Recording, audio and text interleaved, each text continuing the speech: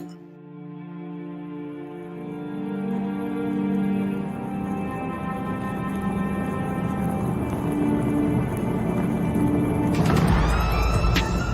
a world where Carolina Panthers fans have an insatiable thirst for Panthers news and opinions, only one podcast roars ferociously. It's the C3 Panthers Podcast. Perfect. C3 fans, what's going on? I'm back in the building doing another film review for you guys. The draft is coming up close. We're getting closer and closer. It seems like every day there's more rumors, more speculation about what the Panthers will do, what other teams in front of us will do. And there's just so much to talk about, man. I love doing these film reviews. Happy you guys are enjoying them too. Today, we are going to be talking about tight end position. And more specifically, we're talking about Kyle Pitts. And everyone loves this dude, man. Everyone's saying that he is a surefire gold jacket Hall of Famer in his future. And listen, I based on the film I've watched and what you're going to see, and I've tried to pick two films today that I think really benefit what I love about Kyle Pitts and what I really am kind of concerned about with Kyle Pitts.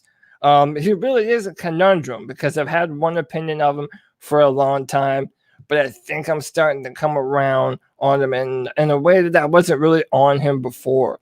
So I'm excited about it. I hope you guys are excited about it too. Shout out to my loyal, faithful C3 fans in the building. Punch, shout out to you, man. What's going on? Tim Estes, Austin GT, Tin Tizzy. What's going on, you guys? So look, today I've picked Alabama and Ole Miss. And both of these games have a lot of things that you love about Kyle Pitts and his game and what he does well. And then you're going to see the things that, frankly, he's going to have to work on at the next level if he's going to continue to stay a tight end. And that's pass blocking, run blocking, pull blocking downfield. There's a lot that he's going to have to be responsible for at the next level. And I don't know if his film necessarily says all that. But listen, without further ado, man, ain't nothing to it but to do it. Hit the like button, hit the subscribe button if you enjoy the content that we've been putting out. And, by the way, another little note before we start. If you've been joining me for these film rooms, if for whatever reason the stream goes down, let me know in the chat room, and I'll be able to see it, and I can pull down the video, and the stream will come right back up. So without any more mumbo jumbo, dude, let's just jump into it. Ain't nothing to it but to do it. Like I tell my man Tony Dunn on Tuesday nights, let's jump into the film. So number 84, the same. Was that the same number as TJ Hawkins? No, I don't know. I don't know how many tight ends have the number 84 nowadays. If you know of some, put them in the chat. So in the first little play, we got a good, a good view of him run blocking. But listen, that's run blocking for Kyle Pitts is beside the point. And I love that we're kind of starting out with that because that's my criticism of him. He's around 250 pounds, and he's not necessarily the kind of player that you're going to leave in on third down when it's third and short and you need an extra yard or two. On goal line situations, he is pretty much only going to be a receiving threat. Unless he continues to build upon that aspect of his game. Now, one of the reasons why people are just so high on this guy is because if you're going to use him at the tight end position, you're going to have him matched up on safeties and linebackers. And a 6'6" guy that runs a 4.4 and is 250 pounds, like that is such a nightmare matchup for most linebackers. Especially when he'll be lined up in the slot, going up against a nickel corner.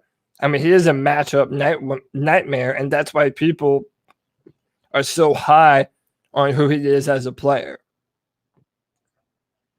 All right, so again, I mean, he got pushed around a little bit, but he did the job blocking.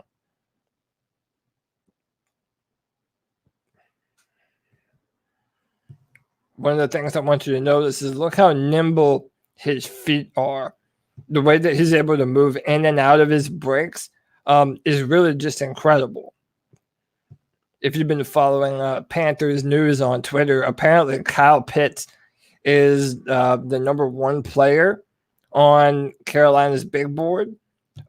So I'll get back to that in a minute. This is part of what makes Kyle special. This ability to just be so nimble in space. This little, a screen pass down to the bottom, and Kyle Pitts is able to twist around and take it in. He's tough. He's fast.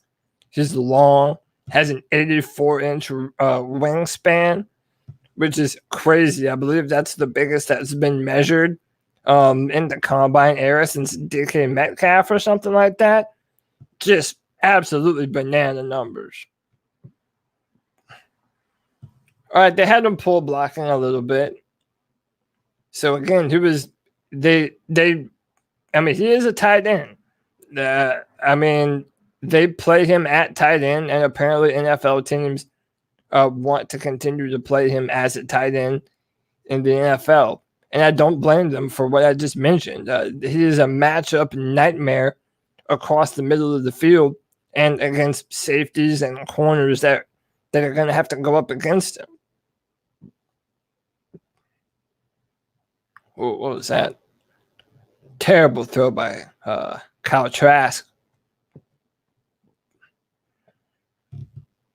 A little bit of Kadarius Toney action right there, number one. That's also a player in contention to be drafted by the Panthers in the later rounds. Now, so here's this. Kyle Pitts as a player might be the best pure receiving talent in this draft. I mean, that's how much of a matchup nightmare he is. He's harder to cover than a Jamar Chase, in my opinion, just because he's so big. His speed is honestly comparable. But the wingspan that Pitts has is just far greater than anything they're going to have coming out of the receivers this year.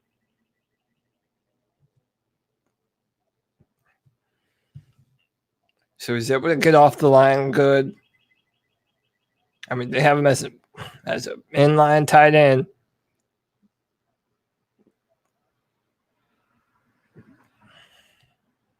And then he does this. They'll line him up on the outside against their number one corner and just let him go to work. And he has that kind of ability to be able to go up over the head of the defender, stays to the inside, uses his big frame and arms to cut back to the inside, and there's just nothing that defender can do.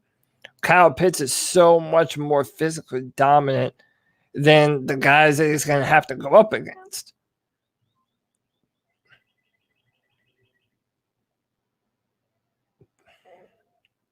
Kyle Trask did him no favors on that play. Oh, was that a catch? That might have hit the ground. Kind of looks like it hit the ground, but I believe they kept the ruling on first down. So again, lined up on the edge. Double coverage. The corner was blanketed on him. The free safety cheats over and tries to take away over the top. And Kyle Pitts just locates the ball, grabs it, and falls with it into the end zone. And that's what NFL talent evaluators are banking that he's going to want to do or going to do at the next level. That against similar sized corners, that he's just going to be able to do this and feast on them all the time. Especially looking in the top 10, there's a bunch of different places where you're going to be able to add him to the team. And there's a bunch of other really talented weapons on some of those teams. So specifically for Carolina, and look at the separation That's just beautiful stuff. Kyle Pitts receiving talent in this draft class just because he has it all. He has the ability to make separation from defenders. He can get away from them when they're in his hip pocket. Matt knows nothing. Apparently, my man has an 84-inch wingspan. So that's just insane.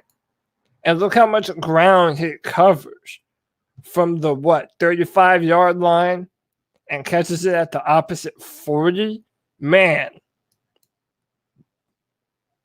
And then to get separation and run away from him, I mean, that's good stuff. And look, man, shout out to him on the block right there. He was able to make a lane and catch this blitzing corner, and he creates that lane for the quarterback to keep the ball and run through. That's good stuff.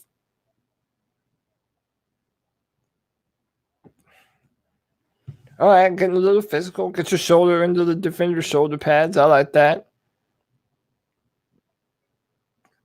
And another thing with Kyle Pitts, too, is he has such a long frame. It's not even that I think blocking should be too hard for him on the next level. It's just that he's so dominant as a receiver that to use him in any other way, is kind of against the point earlier in his career. Now, as he spends time in an NFL weightlifting program and strength and conditioning, I do think over time he is going to be able to get better at this. And I want to see him be more aggressive and more physical at the point of attack.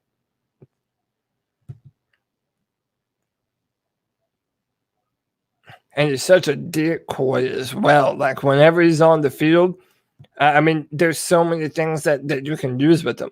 Have him start with the block, then kind of leak out, and then be an eligible receiver. Runs like he's mad at the grass. I like that.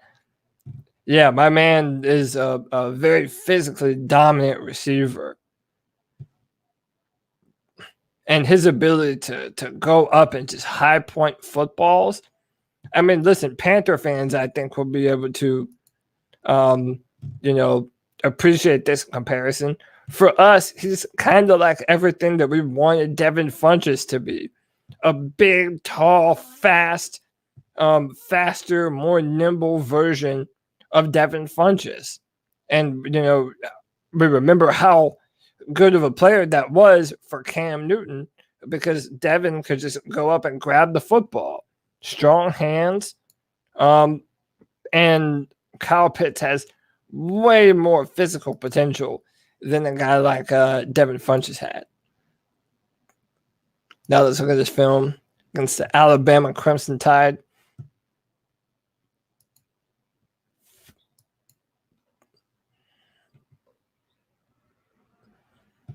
Oh, right across the middle, too. He's just able to go up. He's not afraid of the contact. He knows that he's going to take a blow. But, man, goes up, grabs the football, has sure hands, surefire hands. That's Patrick Surtain right there. So, by the way, a little bit of, and he was open. Trash just overthrew that football. That needs to be a back shoulder football right into the chest of Kyle Pitts. But look, guys, this is Patrick Surtain. Okay, I can show you a clip of him doing this to my number 1 and number 2 corner in this year's draft class against Patrick Surtain, and he makes a play against J.C. Horn when they played South Carolina. Yeah, that ball was just way too far over his head. I mean, he was open. There was an opportunity for a play to be made right there, and yeah, he just missed.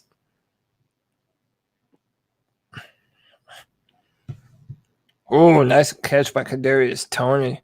Again, another player that's the Panthers wouldn't mind having in the later rounds. 704 bound. Charlotte, what's going on, bro? Just across the middle, just powerful, dominant. And again, I want to drive that home that in the NFL, having him matched up with a linebacker, dude, that's damn near a nightmare scenario for football teams. There are not too many linebackers that's going to be able to cover this guy in space. Now, right there, I want him to use his length. I'm a huge MMA fan, and I talk about this when talking about fighters as well. When you have a reach like that, you have to use it. You have to be fast with your extension and your punch. And like right there, he kind of lets number 32 of Alabama, I think that's Dylan Moses, kind of come to him and catches him with his shoulder pads. I want his hands to be like an offensive lineman in that regard. I want Kyle Pitts to shoot his hands to the inside of his chest, lock out, and really make room. And he did that on this play, but I just want to see him be more aggressive when he does it. Definite holding right there.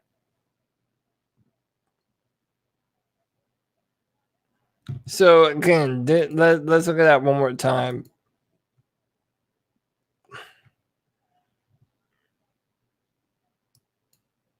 All right, so he, takes a little bit too sharp of an angle inside, and the defender is able to shed the block and move back in. I just want him to be more aggressive as a blocker on the line of scrimmage. Some goal line stuff here. And again, it's just sort of out-muscled. And at 250 pounds, like right there, that's bad stuff. This is the part that makes me honestly hesitant to take him with the top 10 pick.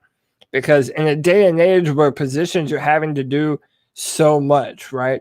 A running back is no longer just a running back. They have to double as a receiver.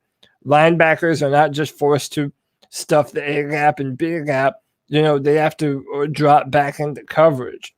And in a day and age where players are being asked to do so much, I really do feel that he leaves a lot wanting in pass protection, like third down scenarios, or just real pass play scenarios, kind of like this. He lets the edge rusher beat him to the outside, and he's just in a bad position to make a block. Thank goodness for the running back, but even he gets blown up, and just that's a quarterback sack. Another reason why people are so hesitant is because most tight ends that have been drafted in the top 10, they haven't really had a ton of success. TJ Hawkinson recently, you all kind of remember, what's the guy that played for the Lions for such a long time, went to UNC. Again, I'm so bad with names nowadays. All right, but there's some aggression from Kyle Pitts. Moves up to the second level. Engages the linebacker. And again, man, his arms are so long. He has to be able to use that leverage in his favor. Jay Cryer, what's going on from across the pond, bro? Nick Montiero, what's going on? Happy you guys could jump in here with us.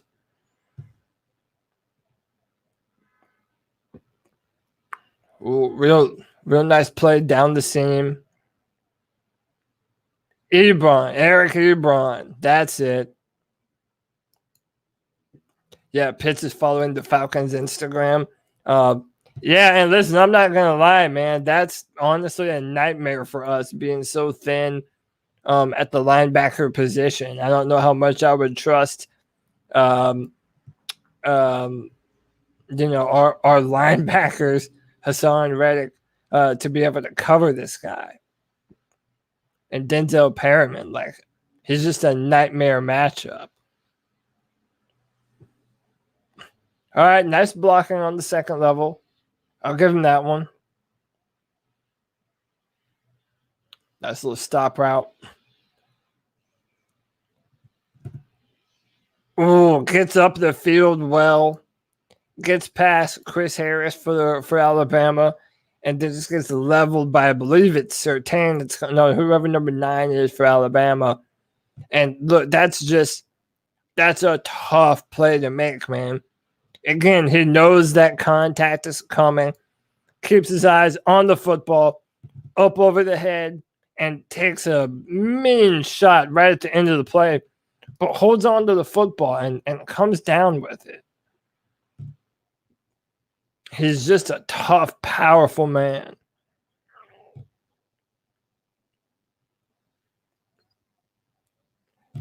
Whew. Good night, man. Again, just across the middle. Is shifty enough like a receiver to cut back inside, catch the football across the middle, makes the corner and the safety miss.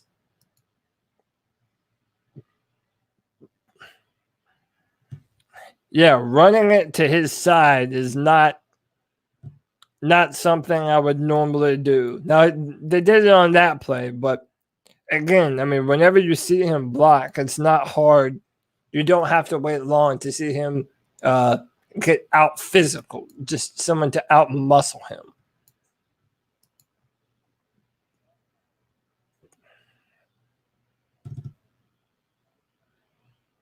Held on to the ball way too long. That ball should have been out before Surtain could have made a jump on the football.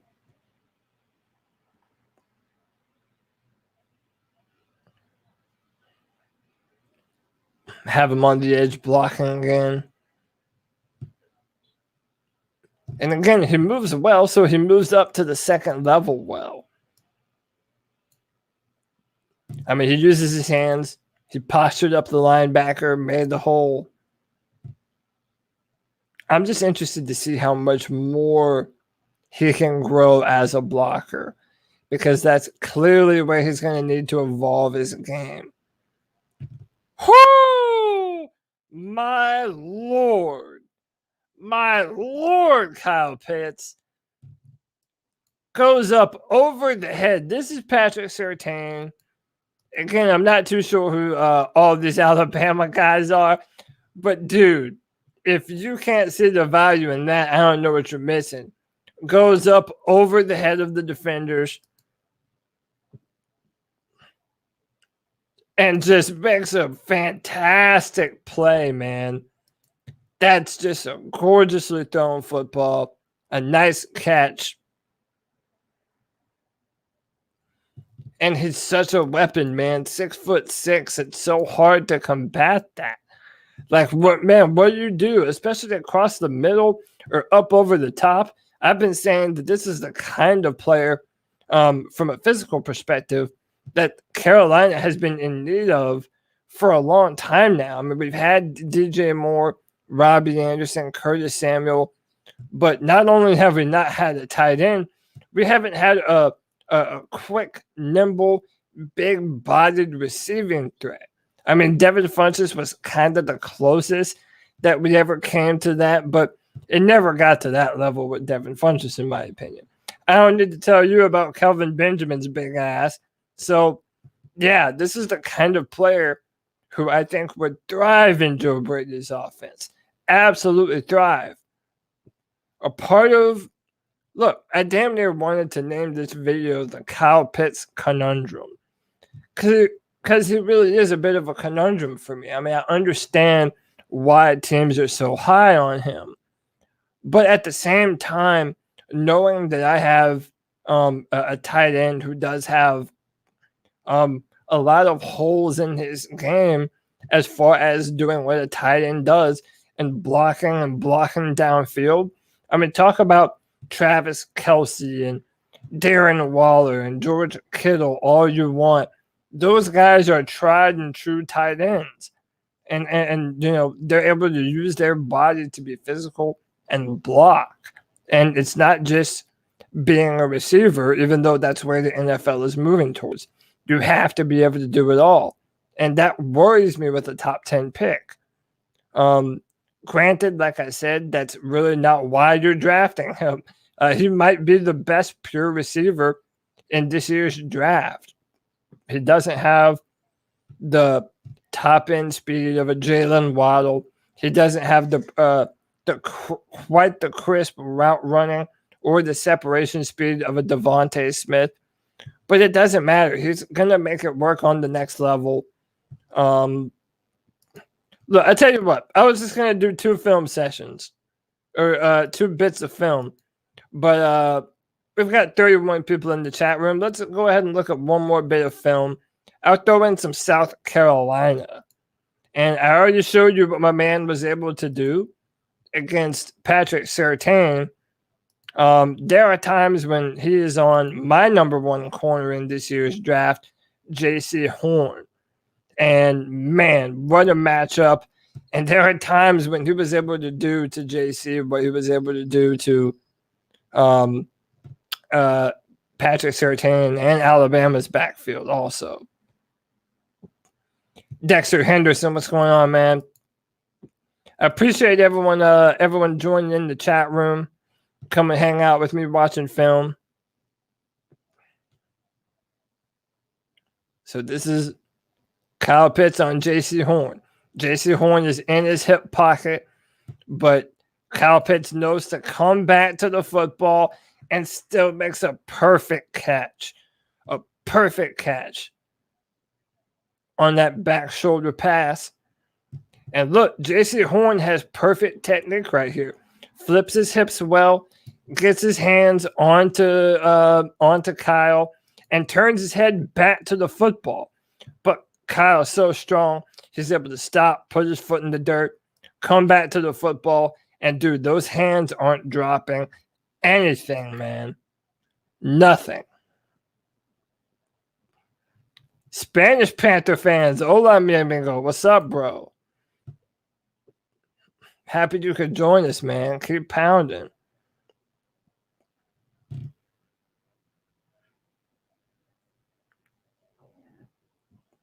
All right, to have him on, motioned him across the line. And again, listen, he's a decoy, man. Even if he doesn't, block the best. Look, this corner is basically preparing for Kyle Pitts. He doesn't even expect Kyle Pitts to block on this play. So they're trying to seal this hole and prevent him from leaking out to the side. And then the running back is just able to stroll right on in for the touchdown. He will be a perfect complementary piece for whatever offense that it goes to. Preferably, if I'm if I'm a team, I want a blocking tight end to pair him with. If ever I'm going to run 2 tight end sets. And look at this, man. Just moves the defender out of the way. I mean, how many times did you see a 6'6", 245-pound man move inside so fast and so quick and be able to go up, grab the football, come down, uses his arm to maintain some leverage and push him away? Man, that's just awesome stuff. Jay, we're definitely having a draft party, man, for sure. Always. That's my anniversary on this podcast, man. So we're definitely going to be doing a draft stream. And hell, I don't know if Tony and the guys will be able to join me, but if you want, I can go live pretty much every single day of the draft. So if that's something you're interested in, if you want me to go live during the draft on all 3 days, let me know, man. I'll make it happen.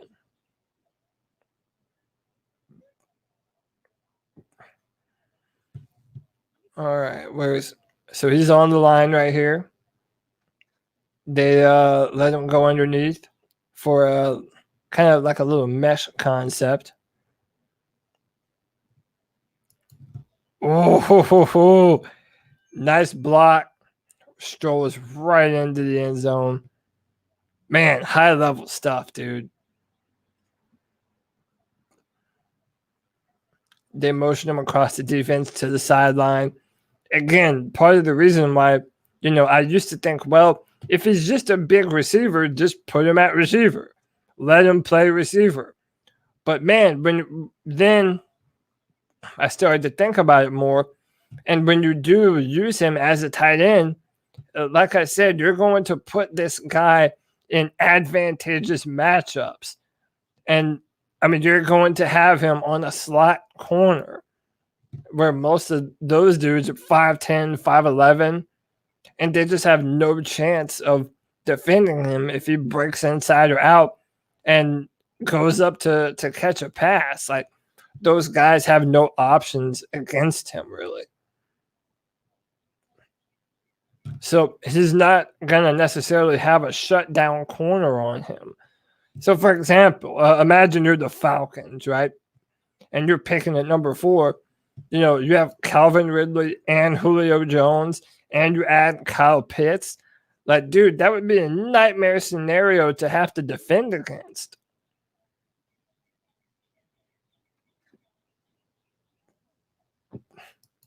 That's where, in my humble opinion, you need those hybrid players like the Isaiah Simmons of last year.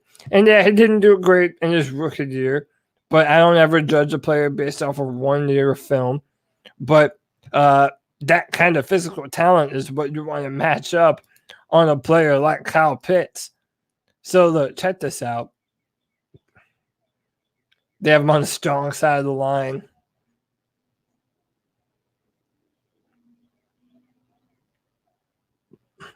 All right. Not bad for a block.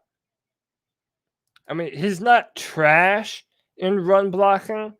It's just I want to see him be more aggressive and more physical. But it doesn't matter, dude, because this is what you're going to ask him to do. Make a play at the back corner of the end zone. He's going to come down with the football. Kyle Trask does a good job of dropping this right in the bucket. But look how he outmaneuvers the defender that's just on him like white on rice the entire time. He's so physical. He's able to outmaneuver him, shed the block, get upfield, and still make a play on the football. Both feet in bounds. That's high-level stuff, man. Whew. Oh, was that in bounds?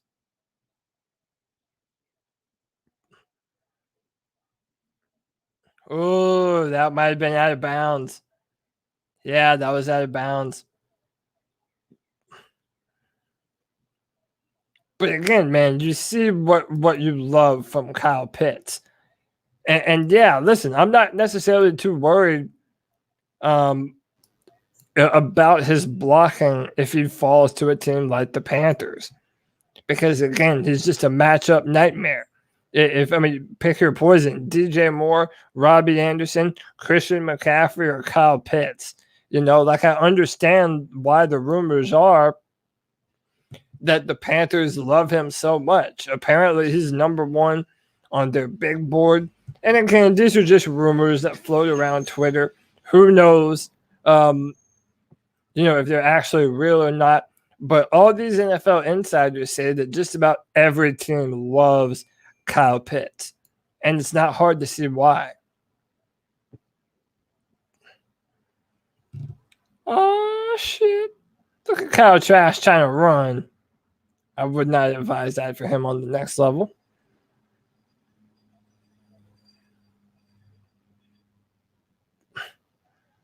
Just has no chance, man.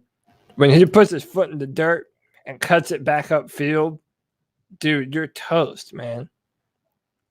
Like, you would have to have your number 1 corner on him just to have a chance. I mean, this guy is a red zone nightmare. A true red zone nightmare.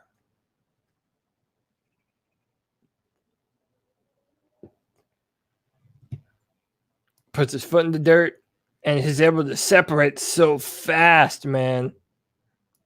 Jay, appreciate you, bro. Enjoy your rest, man. I mean, the dude's an acrobat. He has the frame of a basketball player, man. Now, as Panther fans, what we need to have the discussion about is, do we love him enough to trade up for him? Now, I would say no, you never trade up for a player in the top 10, in my opinion, that isn't. Well, I don't know if I'd say all of that. I would say this. I'm still not comfortable knowing how many picks the Panthers still need. I'm not comfortable trading up, giving up picks to make him a part of our football team. Yes, he would be an incredible weapon. If he's there at 8, I would not be mad whatsoever if the Panthers drafted him. However, I don't think he'll be available. I really, really don't think he'll be available. I think he'll be off the board by then. Oh, it was damn near a one-hander right there. Again, that's J.C. Horn. J.C. Horn does a good job of keeping his hands on him. And, oh, that would have been incredible if that was a one-handed catch, man.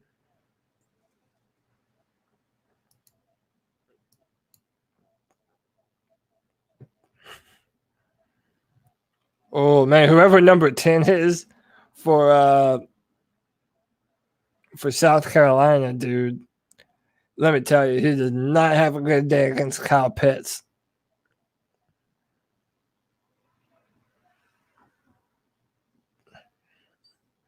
All right, funnels the pressure inside. I mean, there are some positive blocking plays from Kyle. It's not all bad all the time.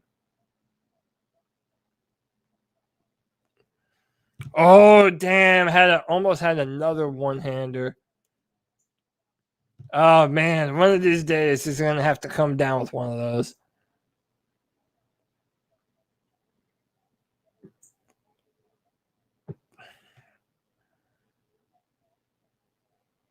All right, they had him on a pull block right there.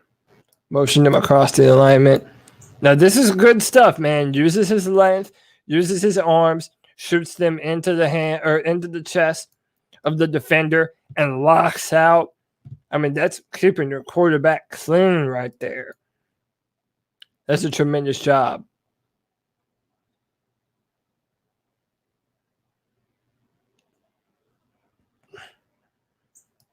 All right, and there you have it, man. We have watched three bits of film from Kyle Pitts, and listen, the film speaks for itself. This man is going to go up, come down with every single football you throw at him. He's destined to make some of these one-handed catches in the NFL as well. He is an incredible talent, and if for whatever reason Kyle Pitts is on the board at number 8, I don't know how he isn't the best player available unless it's a Penei Sewell or maybe even a Rashawn Slater, both of whom we've done a film review on this channel. Check that out if you haven't seen it. But yeah, Kyle Pitts, I think, if he does fall to number 8, which I do not think will happen, but if he does, man, the opportunity to pair him with McCaffrey and DJ Moore and Robbie Anderson and Joe Brady's system, like all of a sudden Sam Darnold went from a position with no weapons to every possible weapon imaginable. And if you're trying to rejuvenate the career of a quarterback who has been dealt a bad hand, listen, giving him Kyle Pitts on a silver platter, yeah, that's not too bad of a move, man. So, look, before I jump out of here, I want to give some shout-outs. That guy is rocking. What's up with you, man? 49ers are interested in Teddy from what I'm hearing. I don't know, man. I would love if Bridgewater could end up recouping some of the picks that we lost for Sam Darnold. That would be wonderful. Julian Edelman's retiring. Hey, man, a lot of people say that he kind of defined the slot receiver position for the past decade, man. So kudos to him. He had an incredible career. Yeah, we're not going to be lucky. Hey, man, I really don't think so. I really don't think Kyle Pitts is going to be on the board for us by the time the Carolina Panthers pick. But we're going to have our shot at a fantastic player. I love what the Panthers have done. I love how we've set up our draft to be able to go best player available. no matter what the position is. And listen, I'm here to tell you, judging from what Scott Fitterer has said, even from what Matt Rule said in his press conference today, they are not done doing their homework on quarterbacks in this year's draft. I mean, they continue to drive this point home that if a quarterback is there and they like him, they won't be adverse to picking him. So I don't know that that's what they're going to do. I'm not saying that's what they will do, but they have made it apparent that that is still on the table. So we'll have to see what happens, man. So many things to look out for. We could go tackle, corner, quarterback, linebacker. This would be a fun one, man. This would definitely be fun. Listen, you can follow me on Twitter. You see it at the bottom, at Cody Lack on Twitter. We'll be live Tuesday night at 9 p.m. for another edition of the C3 Panthers podcast. I'm your host for today, Cody Lashney. Find me on Draft Tech with a brand new mock draft every Wednesday with comments for your first and second round pick. I'm out of here, gentlemen. Ladies and gentlemen, keep pounding.